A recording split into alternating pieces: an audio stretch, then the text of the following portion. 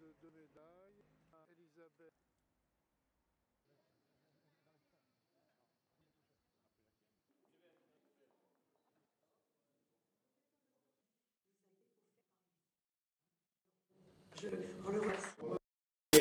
Des médailles qui concernent cette distinction qui est attribuée à un très nombre de personnes à l'éducation nationale.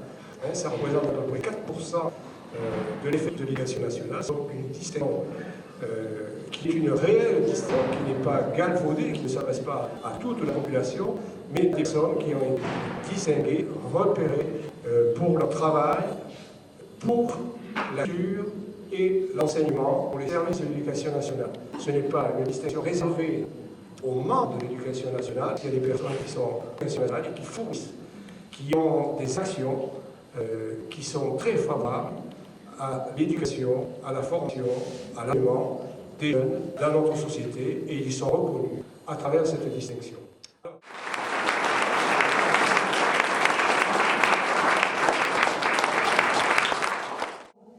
Votre attachement à notre territoire, aux racines, aux départements.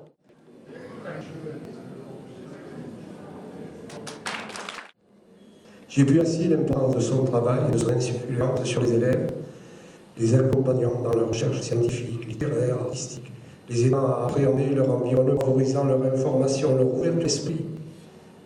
Livres, documents, supports, papier ou numérique. L'important est de pouvoir orienter, diriger avec discrétion et précision. Vous avez compris que Mme Santos Dussert est professeure documentaliste. Par goût, elle a fait des études de communication. La tâche n'est pas aisée. Il faut instaurer des règles précises, dire les objectifs, installer des pratiques, des relations avec les élèves et tous les personnels de l'établissement, car dans un établissement, il y a des adultes qui sont chargés d'enseignement, mais il y a aussi des adultes qui participent à la construction des élèves, qui participent à l'éducation. Et là, le professeur documentaliste a un rôle tout à fait particulier, et ce rôle a été, et toujours, moi je ne suis plus, mais est toujours très efficace de la part de Mme Santos Dussert. Excusez-moi. Mme Santos Dussert et de ses enseignants, on peut mis en lumière, participent à la restructuration, à l'éveil, à la confrontation et à la maturation de jeunes gens qui jusque-là n'avaient pas trouvé d'approche et de perspective. J'insiste sur ce point, parce que vous comprendrez qu'elle travaille dans un lycée professionnel, où des jeunes arrivent sans avoir trouvé leur voie, sans avoir trouvé de sujet suffisamment passionnant pour qu'ils entrent dans les études. Et le rôle du CDI est remarquable dans un lycée professionnel. Mais bien sûr, comme tout ce qui va bien, on n'en parle pas, alors que c'est quelque chose de primordial, un lieu de rencontre, quelque chose qui est vraiment essentiel dans un établissement. Je connais des personnes ici qui sont prêtes à me suivre dans ce constat. Et je voulais que dans cette assemblée, on redise l'importance de ce rôle et la façon remarquable par laquelle Mme Santos Dussert a su le mener. Merci à vous.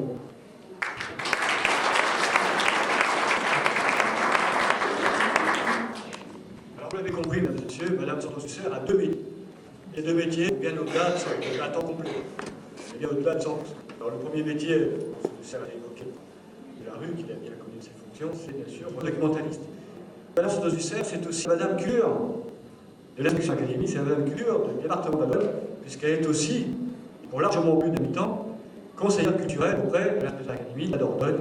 Et à ce titre, elle sillonne le département pour participer à l'ensemble des manifestations culturelles, qu'il s'agisse de théâtre, de vernissage, d'exposition ou de bien d'autres choses, parce que en Dordogne, la culture fait partie intégrante de l'éducation, comme il est normal que cela soit. Donc Mme Santos Dussert, à ce titre-là, a une action tout à fait efficace. Et d'ailleurs, il faudrait que nous comparions un jour le nombre que nous faisons dans le département. On doit être assez proche. Et j'en fais quelques milliers. En ce qui me concerne, je veux dire aussi que Mme Santos Dussert fait aussi, elle aussi, beaucoup de kilomètres de belles de Dordogne. Voilà, donc je voulais vous remercier pour votre rôle au sein du lycée professionnel de Vinci, mais aussi parce que pour tout ce que vous apportez dans le domaine culturel à l'instruction académique. Tous les conseils aussi judicieux que vous donnez, toutes les alertes, quand vous dites ça serait bien que vous passiez à telle position, pour telle ou telle raison, tout ça c'est extrêmement précieux pour un inspecteur d'académie. Voilà, Madame, merci pour tout cela. Et en raison de votre action, de votre service au sein de l'Éducation nationale, aujourd'hui vous êtes distingué.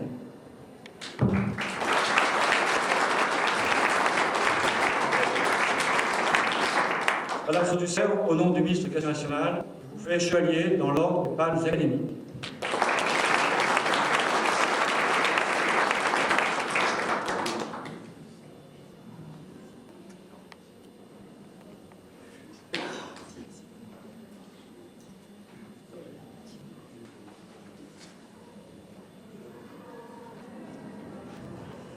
Merci à tous les deux pour ces paroles et pour cet honneur qui m'est donné. J'y suis très sensible. J'ai eu beaucoup de chance dans ma vie, je ne vais pas vous le raconter toutes. Et j'ai eu la chance d'avoir incité dès ma jeunesse à travailler, à avoir un métier.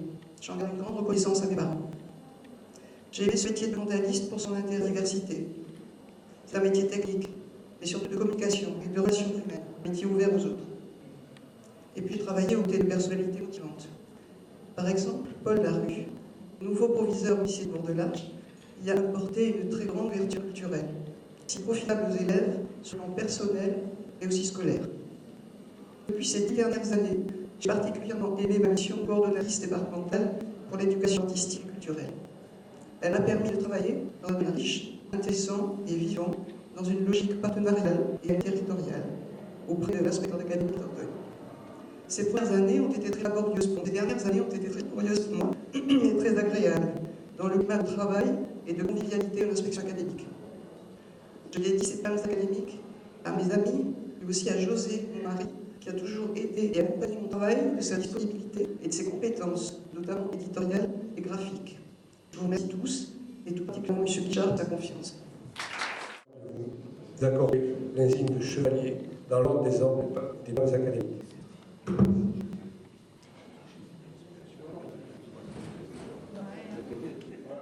De l'ordre des chevaliers des palmes académiques.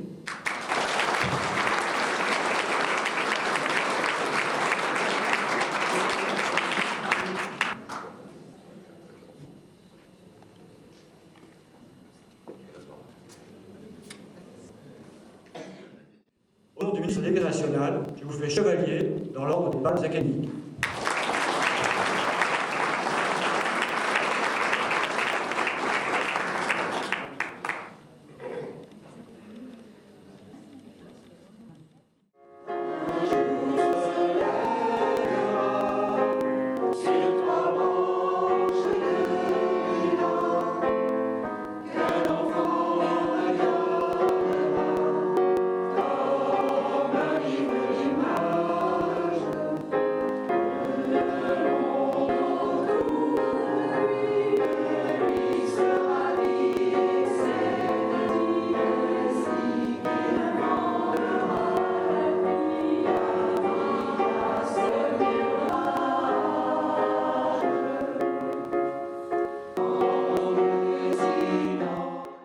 Je crois qu'on peut l'applaudir. Et allez-vous pour une autre manifestation que nous puissions, même si nous n'avons pas de formation pour retracer une carrière assurément brillante, puisque pas devenir chef d'établissement sans cela.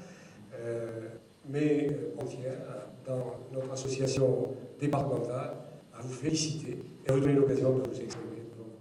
Le ministre de l'Éducation nationale, je te fais officier dans l'ordre des palmes académiques.